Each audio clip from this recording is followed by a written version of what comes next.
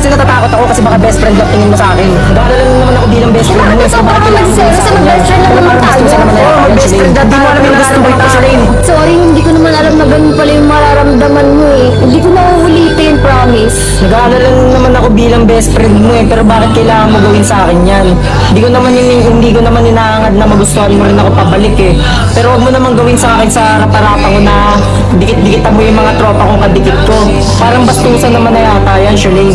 Eh sorry na nga, eh pinaprank lang naman kita. Hindi ko naman alam na ganun pala yung mararamdaman mo. Pero iba na yung prank na ginagawa niya eh. Promise, di na ito mauulit eh. Pinilit lang naman kasi ako nila Mami Chona sa prank na to, kaya pumayag ako eh. Sige, basta promise mo sa akin yan na wag mo nang ulitin yan ha, dahil yung man lang ba naisip yung nararamdaman ko. Ayoko yung ganitong pakiramdam, Shalane, yung nagsiselos ako.